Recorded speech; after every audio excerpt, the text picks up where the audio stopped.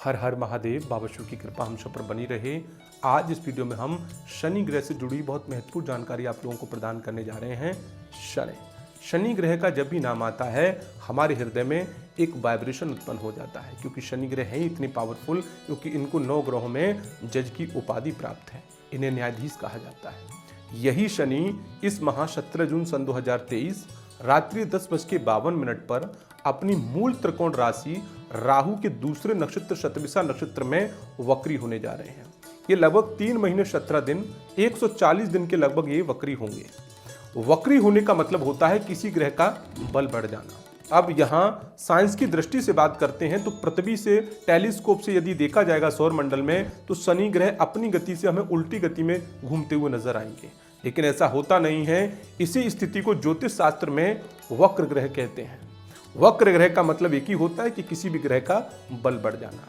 अब शनि जैसे ग्रह का बल बढ़ेगा तब ये समझ लीजिएगा कि ये अपनी मूल त्रिकोण राशि में है। इनको वक्री होने का सीधा मतलब है कि व्यक्तियों को अपने कर्म के अनुसार फल की प्राप्ति होने वाली है। जिस व्यक्ति का शनि मारक है, उसके कोई कार्य रुके हुए हैं, तो अवश्य इस पीरियड के अंदर सरलता से सफलता मिलने वाली है।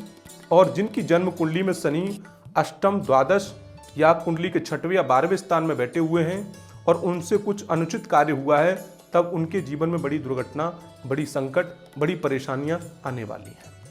यह ध्यान देंगे, शनि ग्रह को इसीलिए न्यायाधीश कहा जाता है।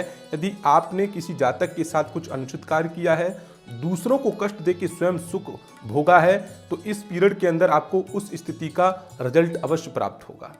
यदि कुछ ऐसी गलतियां हमसे हुई हैं जिसका क्षमा याचना हो सकती है, तो अवश्य शनि की इस पीरियड को आने से पहले ही आपको अपने जीवन में शनि ग्रह की प्रार्थना करना प्रारंभ कर देना चाहिए।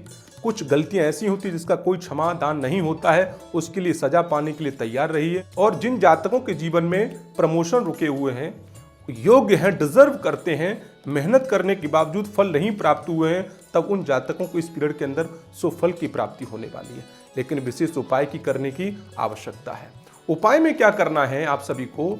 जिन जातकों की कुंडली में शनि ग्रह अष्टम, 6वें या 12वें स्थान में बैठे हैं, उनको तो विशेषता ध्यान देने की आवश्यकता है, क्योंकि उनके लिए थोड़े से संकट की स्थिति ज़्यादा है। कुछ बड़ी विपदा आ सकती है, कोई रोग उत्पन्न हो सकता है, कोर्ट कचहरी की स्थिति बन रही है। साथ ही साथ 6वें स्थान में हो तो मित्र पक्ष शत्रु यानी मित्रों से वैर होगा, घर परिवार में लोगों के साथ वाद विवाद होगा। ऐसी स्थिति इसके आधार पर बन सकती है। ये शनि के चलते हुए 6वें घर में स्थिति बन रही है।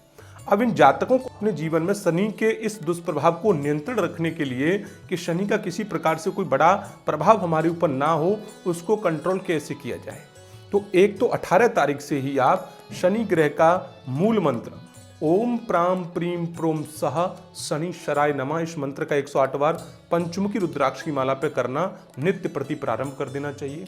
दूसरा, शनि स्तुति 108 बार ओम नीलांजन समाभासम रविपुत्रम यमाग्रजम छाया मातंड शंभूतम तम नमामि शनैश्वरम, इस स्तुति का 108 बार जप करना प्रारंभ कर देना चाहिए। और समय समय पर शनिदेव मंदिर जाके शनिदेव को तेल अर्पण करिए। गरीबों की, असहाय व्यक्तियों की सहायता करना प्रारंभ कर दीजिए। आप यकीन मानिएगा कि शनि ग्रह का ये जो समय रहेगा वो अवश्य आपके लिए फलदायक रहेगा। यदि कोई कार्य रुका पड़ा होगा अवश्य पूर्ण होगा, कोई प्रमोशन रुका होगा अवश्य पूर्ण होगा। यदि कोई अनुचित कार्य किया हो, इन मंत्रों से अपने लिए प्रार्थना करना शुरू कर दीजिएगा। अवश्य परमात्मा की कृपा से शनिदेव आपके जीवन में शुभ फल प्रदान करें, ऐसी मैं कामना करता हूँ। हर हर महादेव।